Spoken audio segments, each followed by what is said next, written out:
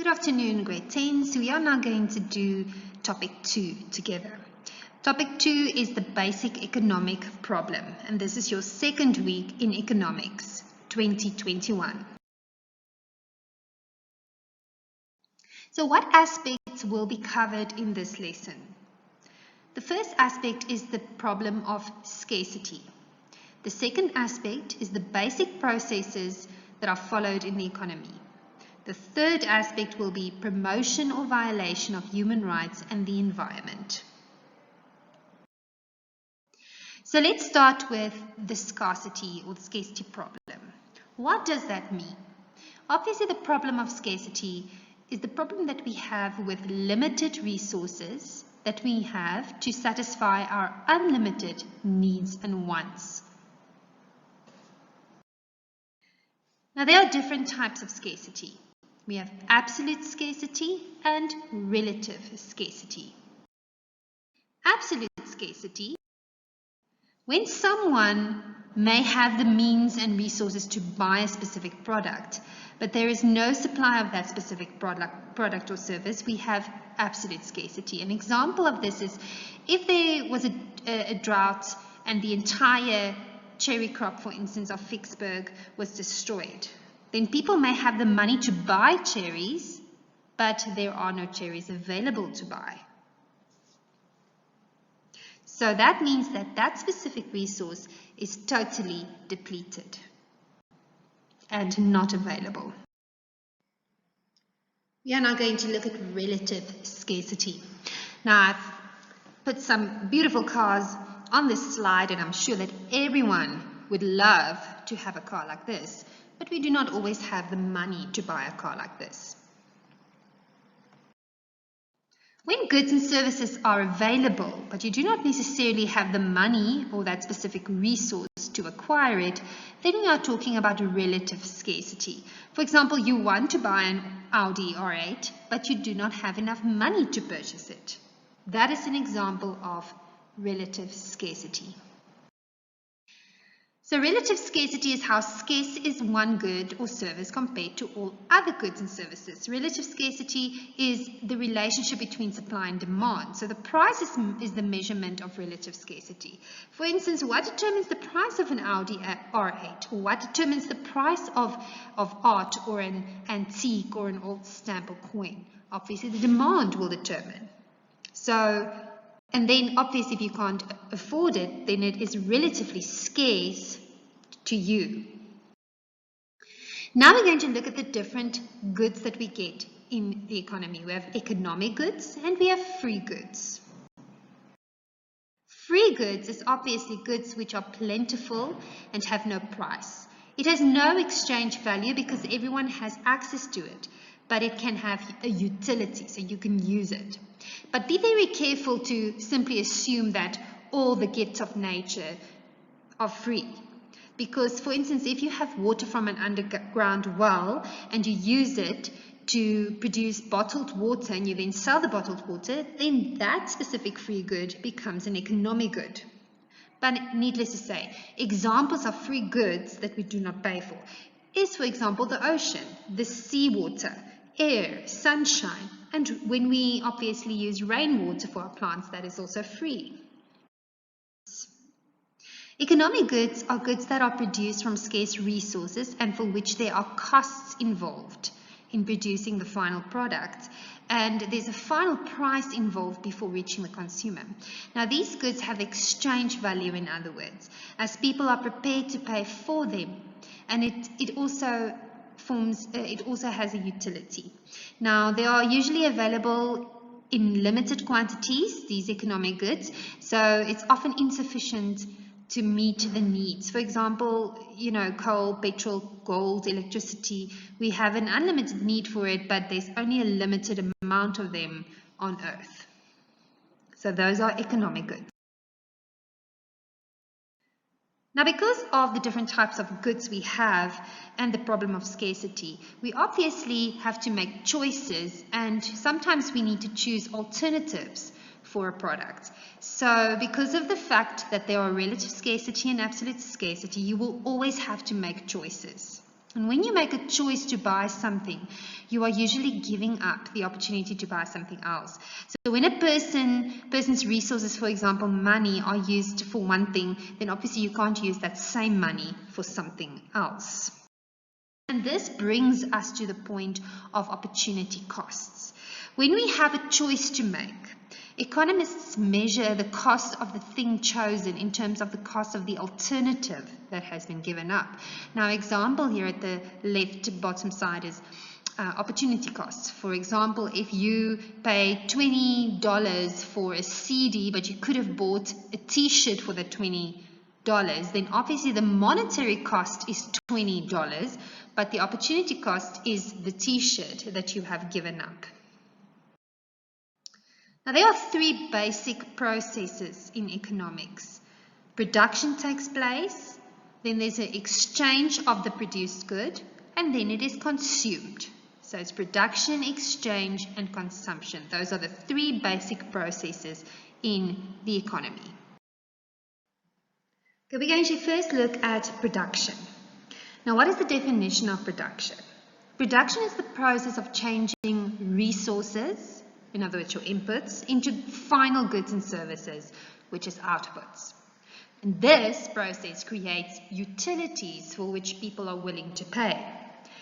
Very important, you need to study this. Production answers the basic economic questions. You need to know what the three basic economic questions is. What to produce, how to produce, and for who to produce. So you can almost say that production solves the problem of scarcity. The purpose of production is to provide goods and services that satisfies the needs and wants of society. And we also know that production will bring forth economic development. Because if production is increased, ceteris paribus, in other words, all other things being equal, it means that more people will be employed and that the income of consumers will increase, and that will result in a higher standards of living. Production can be classified as primary production, secondary production, and tertiary production. Primary production is the production activities involved in extracting and collecting natural resources from oceans, or rivers, or forests, or under the earth, or above the earth. Secondary production are the production activities involved in the processing or changing of the natural resources into products that are ready to be used by the public. Factories and businesses that buy raw materials and natural resources and change them into something else are all in the secondary industry. Tertiary production is the production activities involved in the distribution of goods and the provision of services to the public. There can also be specialization in production. We have labor specialization and we have product specialization. Labor specialization is when a laborer or worker specializes in a small part of the production activity, so they only perform a small part of the production activity. Product specialization is when a producer produces only one component of a final product and specializes in that. We also have different goods and services that are being produced: consumer goods, services, and capital goods. Consumer goods consist of durable, semi-durable, and non-durable goods. Non-durable consumer goods, these are goods that are no longer available once they have been used. For example, your lunch or the water you drink. Semi-durable, these are goods that last for a while but have to be replaced after a short period of time. For example, the shoes that you wear or the clothes that you wear. And durable consumer goods, these products are used over and over and over again and can satisfy your needs more than once. Like a TV or a motor car or a diamond ring or a fridge. Then we obviously have services and we have capital goods. Now, capital goods, these are goods that are used to produce consumer goods and services.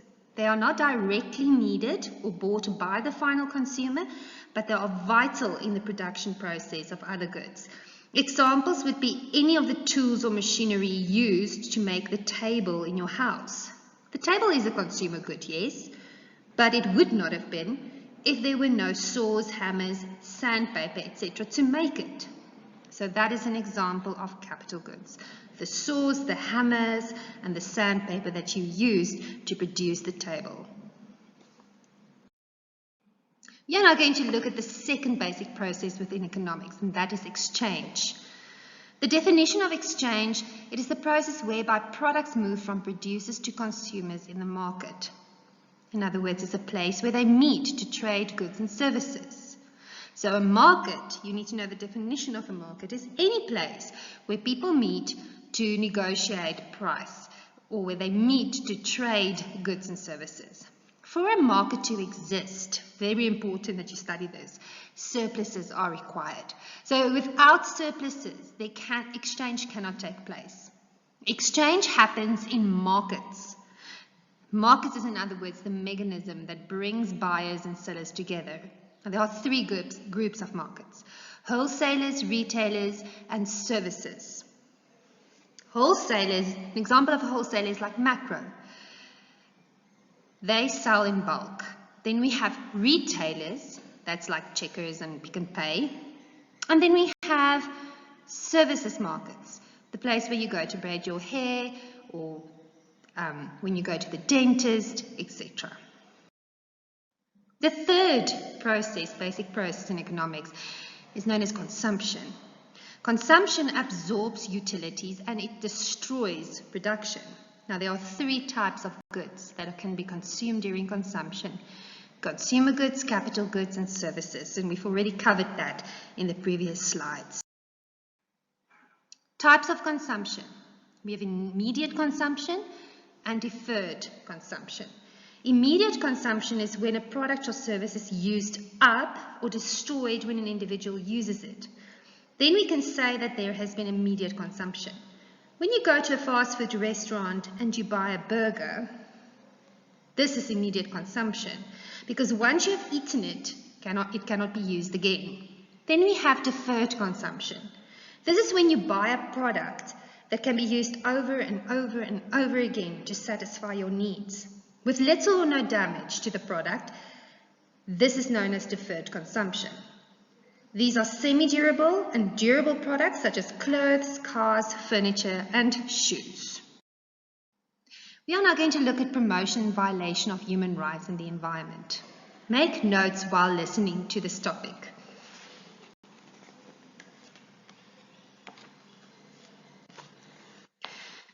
Human rights. With the adoption of our constitution, South Africans have gained many rights that had previously been withheld from them. These rights include the following: the rights to fair labour practices, the rights to an education, the right to healthcare and safe living conditions, access to basic standards of living. The state has taken many steps to promote human rights in South Africa. For example, the Reconstruction and Development Program that was introduced by government after 1994 was there to improve people's access to healthcare, housing and education. Laws such as the Basic Conditions of Employment Act, the Labour Relations Act, has also been passed to ensure that human rights are protected in the workplace. More recent laws, such as the National Credit Act of 2005, have been promulgated to further protect economically vulnerable individuals from exploitation. While much has been done to protect human rights in South Africa, situations still exist in which human rights violation occurs. The economically vulnerable, in other words, the poor, women and children, are often the ones that are most affected by these human rights violations in South Africa. We all have a responsibility to be well informed about our rights, to educate others about their rights, and to intervene in situations where we see human rights violation. So now we're going to look at the environment. It is very important that a country like South Africa develops its industry. Growth in the industry will lead to growth in the economy. Growth in the economy means that the lives of all South Africans will improve. However, increased industrial activity takes place at the cost of the environment. It usually leads to increased pollution. Factories pollute the air, rivers, and soil. Industry also uses up many of the Earth's natural resources such as coal, oil, wood, and water. For these reasons, laws are laid down and enforced to protect the environment and conserve resources. Environmental protection and remedial measures may sometimes lead to increased production costs. Well, whatever the costs, protection of the environment is crucial for our own livelihoods and for those for future generations. Now, there are various possible solutions that we can implement to reduce environmental problems, like green tax, government action, public action, new technology. Now, when we refer to green tax, government could impose a tax on the production of goods and on how much they affect the environment. Producers will have to decrease their pollution to make sure that they keep the cost of their production down. Then government action. Governments around the world are starting to put measures in place to stop or reduce the amount of pollution within their countries. Then we have public action. As more people become aware of the damage of the environment, they are taking action and taking part in programs to help restore the damage done and to improve the environment around them. Then new technology. Cleaner and safer technology is being developed with the environment in mind. Less waste products, decreased reliance on fossil fuels, and a demand by producers for efficient and environmentally safe technology are giving rise to new products and environmentally safe machines. And this was your second lesson of this term. The topic was on scarcity and the problem of scarcity in the economy. Please complete the activities that was sent on Google Classroom. I will be looking at that when I see you again.